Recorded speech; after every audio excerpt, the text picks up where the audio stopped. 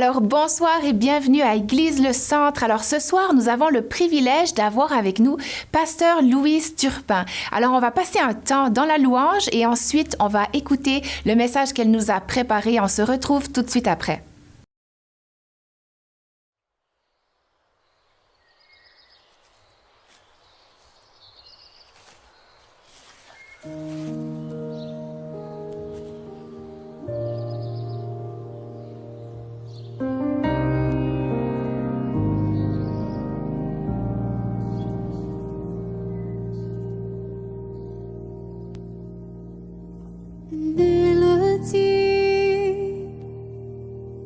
Spontanée résonne dans mon cœur, dans la nuit la plus sombre et demain, hume la gloire de mon Dieu en tout trésor, inestimable préside dans mon cœur, il ne perdra jamais son éclat, la présence de mon Dieu, magnifiant le Seigneur. Tout son cœur exaltant son nom, personne n'est comme toi. Reçois louange, honneur à jamais. Devant ton trône et dans les merveilles inconnues se trouve la majesté du grand roi. Que tu es si glorieux, tu es celui qui me rachète de tout mon péché, dont le règne demeure éternellement. Que tu es si glorieux, magnifiant le Seigneur. Son cœur exaltant son saint nom, personne n'est comme toi. Reçois louange, honneur à jamais. Reçois louange, honneur à jamais.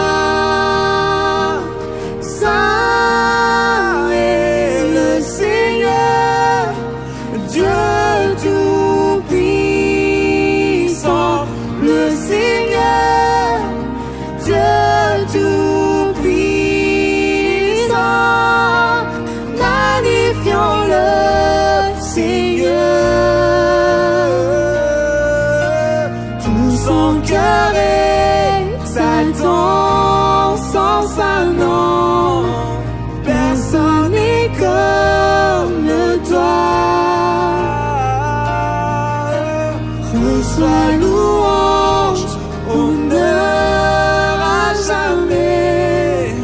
Reçois louange, honneur à jamais. Reçois louange, honneur à jamais.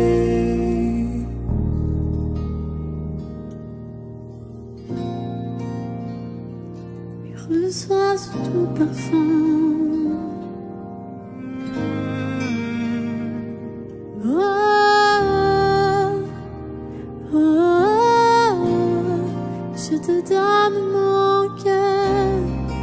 je te donne mon cœur.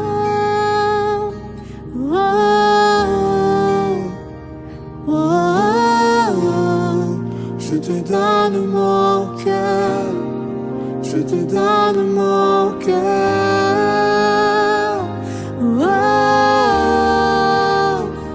oh, oh, oh, je te donne mon cœur. Je te donne mon cœur. Oh, oh, oh, oh, je te donne mon cœur. Je te donne mon cœur.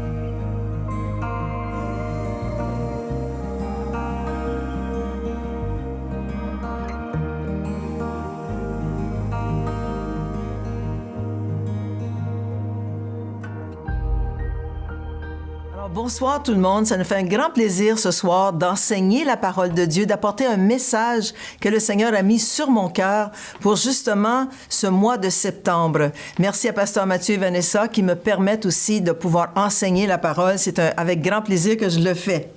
Alors, mon titre ce soir, c'est « Nouveau départ, nouveau défi ». Alors, le mois de septembre, c'est le 9e mois de notre calendrier grégorien et c'est en fait le premier mois de l'automne. Ce mois marque la fin de l'été et la fin des vacances. Les premières couleurs des arbres apparaissent. C'est aussi l'été des Indiens. On aime beaucoup l'été des Indiens au mois de septembre. Ça nous fait du bien de retrouver un peu de chaleur. Et c'est la fin des moustiques. Au Canada, le mois de septembre, c'est le premier mois de l'année scolaire. C'est le retour à l'école primaire, secondaire, au collège, à l'université. C'est le début peut-être d'un nouveau travail ou le retour au travail. C'est aussi le début, ce sont de nouveaux projets qui se forment, des nouvelles idées qui se développent. C'est vraiment un temps de changement. C'est le temps de passer à l'action. Ce mois signifie souvent un nouveau départ avec de nouveaux défis. Alors, si vous voulez, ce soir, on va regarder ensemble un texte dans l'Évangile de Matthieu. Alors, c'est Matthieu 6, au verset 5 à 12. Alors, on va lire l'histoire au complet. Ensuite, je vais revenir pour discuter certains versets de ce texte. Alors, Matthieu 16, 5 à 12. Ça nous dit ici, « Les disciples, en passant de l'autre bord, avaient oublié de prendre des pains. Jésus leur dit, « Gardez-vous avec soin du levain des pharisiens et des sadducéens. » Les disciples raisonnaient en eux-mêmes et disaient, « C'est parce que nous n'avons pas pris de pain. » Jésus, l'ayant connu, dit, « Pourquoi raisonnez-vous en vous-même, gens de peu de foi, sur ce que vous n'avez pas pris de pain? Êtes-vous encore sans intelligence et ne vous rappelez-vous plus les 5 pains des 5000 hommes et combien de paniers vous en avez emportés? Ni les 7 pains des 4000 hommes et combien de paniers vous en avez emportés? Comment ne comprenez-vous pas que ce n'est pas au sujet du pain que je vous ai parlé? Gardez-vous du levain des pharisiens et des sadducéens. » Alors, tout à coup, ils comprirent que ce n'était pas du levain du pain qu'il avait dit de se garder, mais de l'enseignement des pharisiens et des sadducéens. Alors, on va prier. Seigneur, je te remercie pour ta parole ce soir. Je te remercie que tu me oins, Seigneur Dieu, et que je vais parler comme la plume d'un habile écrivain. Merci, Seigneur Dieu, que tu oins ceux et celles qui écoutent ce soir. Je te remercie que ton onction est là, Seigneur, que ta puissance est là dans les foyers. Merci de tout ce que tu fais. Et tout le monde dit Amen. Alors, la première chose que je vais discuter dans ce texte, c'est vraiment que c'était pour Jésus et les apôtres un nouveau départ, c'est-à-dire qu'ils sont passés de l'autre bord. Ils étaient d'un côté de la rive, ils sont embarqués dans la barque, ils sont passés à l'autre rive. Alors, c'était comme un nouveau départ. Jésus venait de discuter justement avec les pharisiens et les sadducéens qui le confrontaient continuellement en lui posant des questions, en essayant de le piéger pour voir s'il ne dirait pas quelque chose qui était contre leur religion ou leur croyance pour pouvoir l'accuser. Alors Jésus, un peu fatigué de tout ça, a dit à ses disciples, « Les gars, embarquez dans la barque, on va passer de l'autre bord. » Au verset 5 de Matthieu 16, ça nous dit, « Les disciples en passant de l'autre bord, alors ils étaient dans le bateau ou dans la barque, avaient oublié de prendre des pains. » Si on regarde les versets parallèles qui se trouvent dans Marc 8, c'est la même histoire, mais on voit quelque chose de plus qui a été rajouté. Marc 8, au verset 13 et 14, « Puis il les quitta, en parlant de Jésus qui a quitté les pharisiens et les sadducéens, et remonta dans la barque pour passer sur l'autre bord. » Il y a eu un passage, un nouveau départ. Les disciples avaient oublié de prendre des pains, comme on a vu à l'autre verset. Ils n'en avaient qu'un seul avec eux dans la barque. Il y avait simplement un pain. C'est-à-dire qu'un disciple a vu les pains sur le bord de la rive, puis a dit « Moi, je vais m'en prendre un. Pour moi, si j'ai faim pour la traversée, je pourrais le manger. » Alors, c'est bon de voir qu'en écrivant ce texte, Marc a précisé qu'un pain était sur le bateau. OK? Alors, nous vivons des changements continuels dans nos vies. Et Jésus est avec nous dans la barque.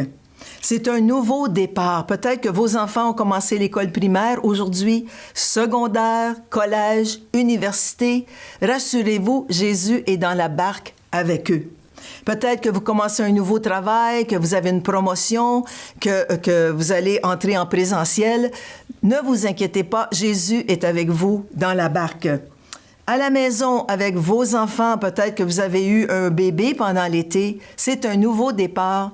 Vous avez un nouveau bébé, alors c'est vraiment que Jésus est avec vous dans votre situation, à votre maison.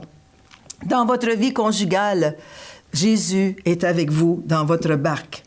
Puis surtout, il ne faut pas oublier le pain sur la rive en passant à l'autre bord. Jésus a dit dans Jean 6 au verset 48, « Je suis le pain de vie. » Oui, Jésus est avec nous dans la barque, mais aussi il est le pain de vie. C'est lui qui veut nous instruire. C'est lui qui veut nous enseigner qu'est-ce que nous devons faire dans notre situation présente. Okay? Ça, c'est important de bien le comprendre. Alors, le deuxième point que je veux faire ressortir de cette histoire, c'est que quand nous avons un nouveau défi, il faut faire attention au levain. Regardez, dans la barque, Jésus a pris le temps d'instruire ses disciples pendant qu'ils se dirigeaient de l'autre bord. Au verset 6 de Matthieu 16, Jésus leur dit, « Gardez-vous avec soin du levain des pharisiens et des sadducéens. » Gardez-vous avec soin, ça veut dire redoubler d'attention. Prenez soin de garder votre esprit en éveil. Soyez alertes. Alors, il est en train de leur dire, « Hey, les gars, là, attention, gardez-vous en éveil. Ne laissez pas le levain des pharisiens entrer en vous. » Le levain ici représente la corruption morale et mentale qui veut s'enraciner et qui a tendance à nous infecter.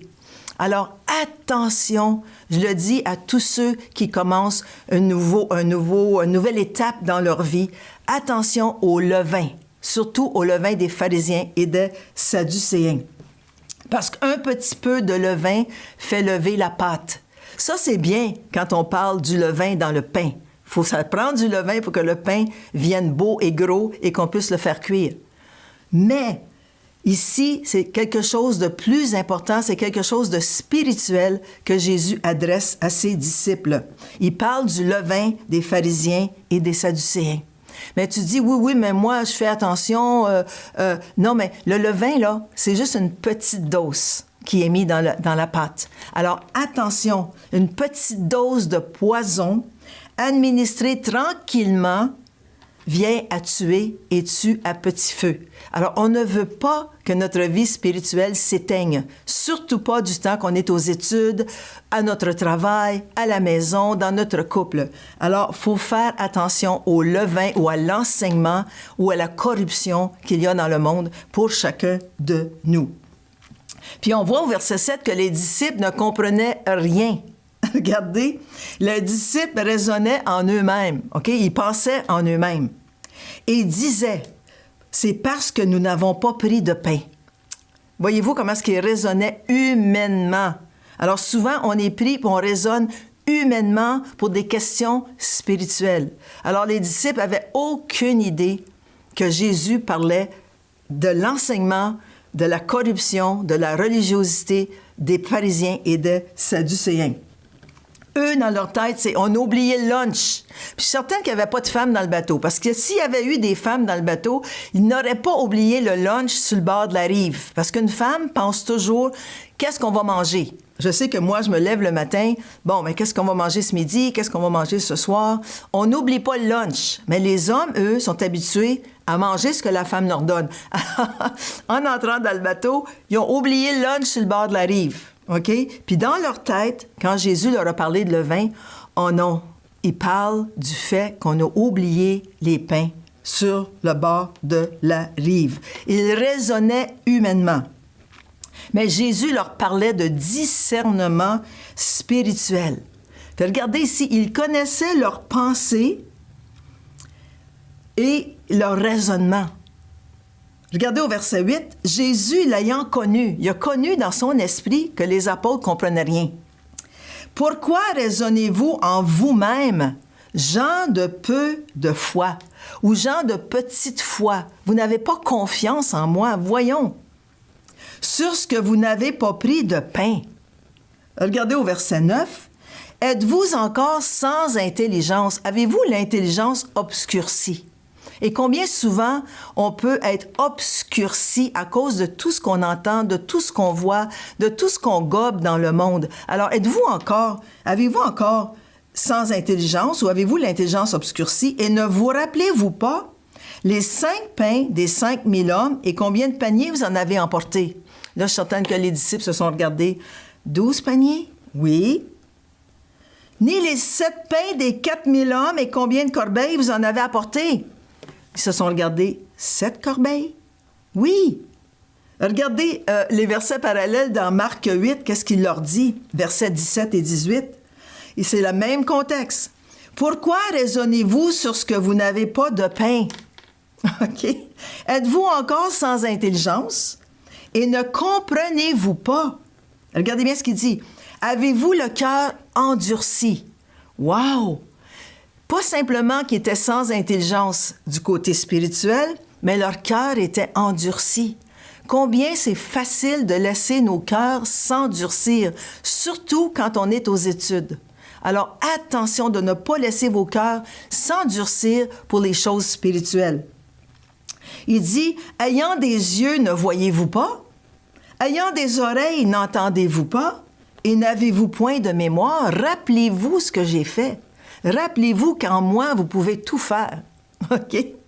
Demandons le discernement. Ça, c'est important.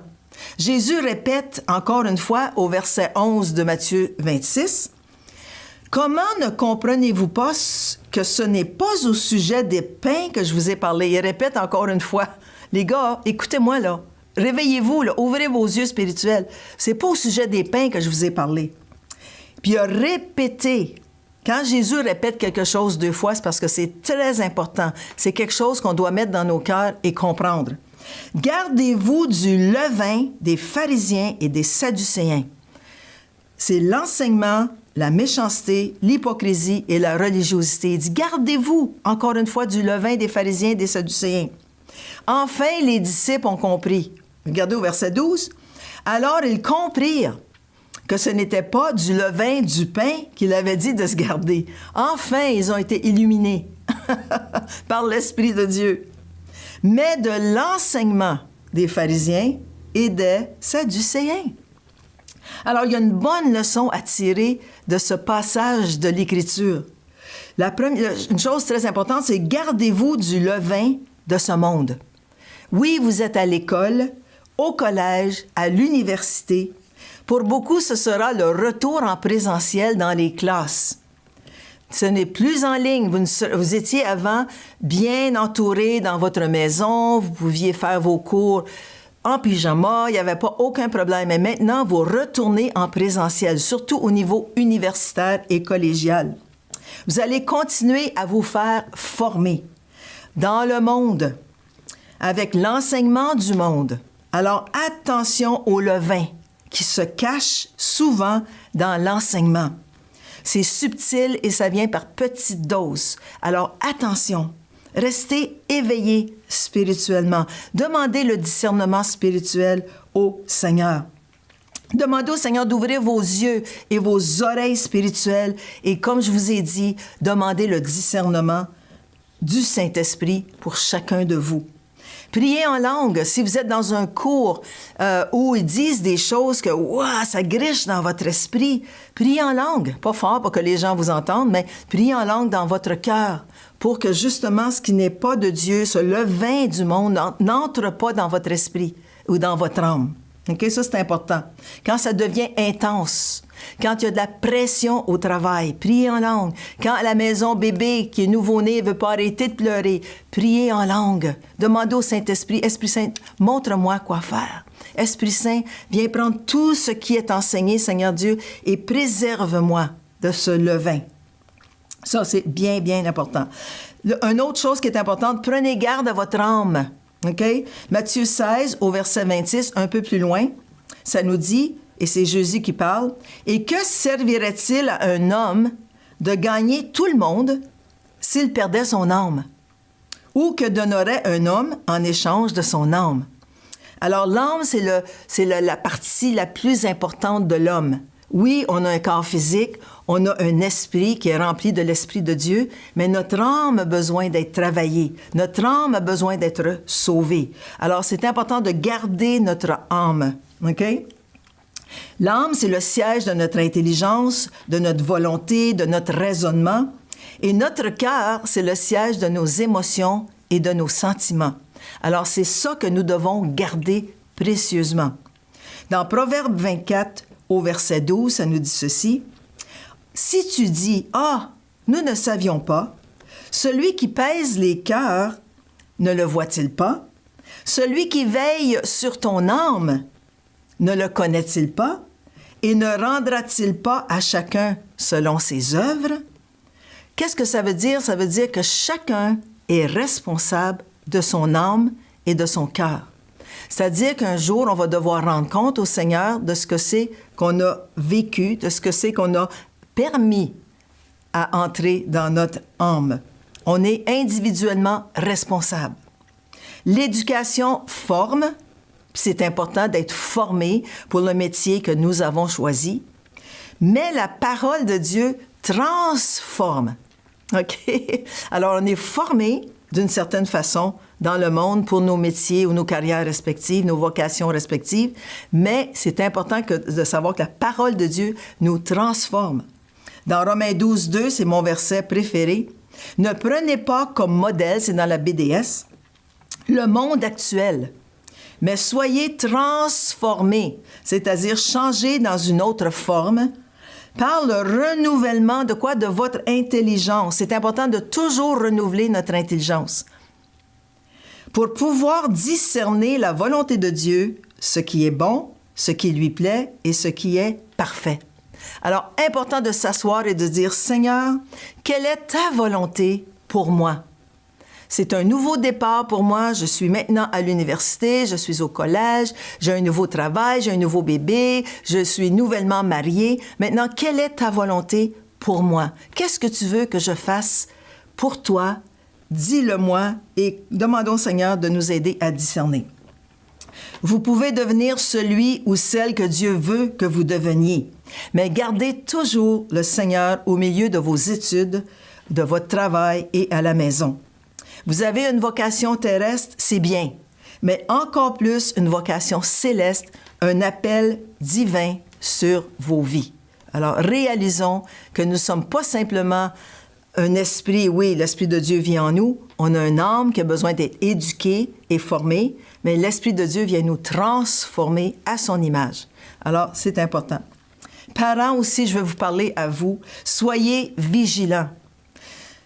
Si vous êtes de parents, de jeunes enfants, d'adolescents, s'il vous plaît, vérifiez à tous les jours ce que vos enfants apprennent à l'école. Et levez-vous contre tout enseignement qui n'est pas de Dieu. Pourquoi? Parce que vous êtes les gardiens de l'âme de vos enfants. Ne laissez pas de place à l'ennemi. OK? Alors, s'il faut aller à l'école, rencontrer la directrice, rencontrer les professeurs et dites, moi, je ne suis pas d'accord avec cet enseignement. Est-ce que mon enfant est-ce que vous pourriez enseigner d'autres choses? Mais levez-vous, faites quelque chose. Regardez bien ce que le milliardaire Steve Jobs, qui est le créateur de Apple, a dit sur son lit de mort, parce qu'on sait qu'il est mort à 56 ans d'un cancer. Il était le père de 4 enfants, marié avec 4 enfants. Il dit ceci sur son lit de mort. Les dernières paroles de quelqu'un sont toujours très importantes. J'ai pris juste quelques phrases qu'il a dit. Il dit « J'ai atteint le summum du succès dans le monde des affaires. Dans les yeux des autres, ma vie est une réussite. Cependant, mis à part le travail, j'ai eu peu de joie. En fin de compte, la richesse n'est qu'un fait auquel je me suis habituée. Par conséquent, j'espère que vous vous rendrez compte, quand vous avez des amis, des frères et sœurs avec qui vous discutez, riez, parlez, chantez, parlez du nord, sud, est ou du ciel et de la terre, c'est ça le vrai bonheur. Un fait incontestable de la vie, écoutez bien ceci les parents, n'éduquez pas vos enfants à être riches. Ça, c'est un milliardaire qui parle. Éduquez-les pour être heureux. Quand ils grandiront, ils connaîtront la valeur des choses et non le prix des choses. Alors, combien c'est important de former l'âme et le cœur de vos enfants pour qu'ils soient dirigés vers Dieu. Ça, c'est juste ça la vie. C'est ça le plus important dans la vie. Et le dernier point que je veux donner, plongez vos racines dans l'amour. Dans le Parole de vie, Éphésiens 3, 17 et 19 nous dit ceci, que le Christ habite dans vos cœurs par la foi. Christ vit en nous par la foi. Plongez vos racines dans l'amour et soyez solidement construits sur cet amour. Vous connaîtrez cet amour qui dépasse tout ce qu'on peut connaître. Vous recevrez toute la vie de Dieu et il habitera totalement en vous. Alors, si l'Esprit de Dieu habite totalement en vous, c'est que vous avez une protection, vous avez une défense contre l'ennemi et contre tout l'enseignement et le levain de l'ennemi. Prenez du temps à tous les jours dans la parole de Dieu. Avant de quitter la maison, prenez un 15-20 minutes. Lisez la parole de Dieu, puis lisez-le à la suite. Si vous commencez Matthieu 1, vous lisez Matthieu 1, vous le méditez, vous priez. Ensuite, vous prenez votre sac à lunch. N'oubliez pas votre pain sur le bord de la rive. Vous prenez votre sac à lunch. Vous partez dans le monde vous faire éduquer. Mais soyez discernés, s'il vous plaît, discernez ce que vous apprenez. Une autre chose que vous devez faire, que vous devriez faire, priez en route pour l'école, dans l'autobus, dans le train. Priez en route pour l'école. Priez dans vos cœurs. Pour votre travail aussi, priez. Avant de commencer votre journée avec bébé, priez. Si vous avez plusieurs enfants, vous vous dites « Oh wow, quelle journée je vais avoir devant moi », priez. C'est un nouveau départ. On passe sur l'autre rive. Dans la barque de la vie, prenons des conseils de Jésus. Soyons attentifs au Saint-Esprit. Puisons nos forces dans la parole de Dieu. Le Saint-Esprit est celui qui nous enseigne et qui nous rappelle toutes choses. Il nous accompagne. Il est là avec nous. Étudiez bien et le Saint-Esprit va vous aider dans tout ce que vous allez faire. J'ai entendu une histoire à un moment donné, un témoignage d'un jeune homme qui disait « Ben moi, le Saint-Esprit est en moi, je vais à l'école, j'écoute les cours, mais j'ai pas besoin d'étudier. » Bien, imaginez-vous que quand il est arrivé à son examen, le Saint-Esprit a dit « Tu aurais dû étudier. Là, j'aurais pu te rappeler ce que tu avais étudié. » Alors, n'abandonnez pas, ne laissez pas de côté d'études quand vous avez des examens. Mais demandez au Saint-Esprit, Esprit Saint, couvre-moi de ton sang précieux, que je puisse bien comprendre sans même que ce levain vienne m'attaquer dans mon âme et dans mon esprit. Et je termine en disant ceci, faisons tout pour la gloire de Dieu. Dans 1 Corinthiens 10, 31, dans la Bible du Sommeur, ça nous dit « Soit donc que vous mangiez, soit que vous buviez, soit que vous fassiez quelque autre chose, faites tout. » Faites tout pour la gloire de Dieu. Alors, nous sommes appelés en tant que chrétiens, nés de nouveau, oui, à étudier, oui, à travailler, oui, à aller à l'école, aller au travail. On est appelés aussi à élever notre famille, à prendre soin de notre mari. Mais il faut tout faire pour la gloire de Dieu. Alors, c'est un nouveau départ. Nous allons avoir de nouveaux défis, mais jamais sans Jésus dans notre barque ou le pain de vie dans nos cœurs avant d'entreprendre quoi que ce soit. Alors, en terminant aujourd'hui, ce soir, je veux vraiment vous encourager, parents, vous encourager, étudiants, vous encourager ceux qui commencent un nouveau travail ou que vous avez une promotion au travail, de toujours vous laisser guider par le Saint-Esprit. Toujours remplir votre âme et votre esprit de la parole de Dieu. Puis Seigneur, on va prier. Levez les mains à la maison. Seigneur Dieu, je te remercie, je te bénis pour ce temps dans ta parole aujourd'hui. Merci que nous avons appris des principes très importants pour qu'on puisse rester dans ta parole, qu'on puisse rester vigilant, Seigneur Dieu, et qu'on puisse regarder vers toi dans toutes les circonstances de notre vie. Je te remercie, je te bénis. Bénis ceux et celles qui sont à la maison, les enfants qui ont commencé l'école aujourd'hui, ceux qui vont aller au collège, à l'université. Je te remercie que tu les gardes comme la prunelle de tes yeux. Seigneur, que tu les entoures d'une haie de protection. Esprit de Dieu, merci que tu les guides, que tu les instruis, que tu les diriges. Merci de tout ce que tu fais. Père, je te remercie encore une fois dans le nom précieux de Jésus-Christ. Et tout le monde dit Amen. Alors, je vous aime et je vous remercie d'avoir été à l'écoute et je vous dis à la prochaine. Soyez bénis. Merci beaucoup, Pasteur Louise, pour ce message et j'espère qu'à la maison, vous avez été aussi touchés, que vous allez pouvoir mettre en pratique ce qu'elle vous a enseigné. Et nous, on se retrouve ce dimanche à 10h et c'est moi qui ai le privilège de partager la parole, partager un message que Dieu a mis aussi sur mon cœur par rapport aux situations qu'on vit présentement aussi en tant qu'Église. Alors, on se retrouve dimanche matin à 10h.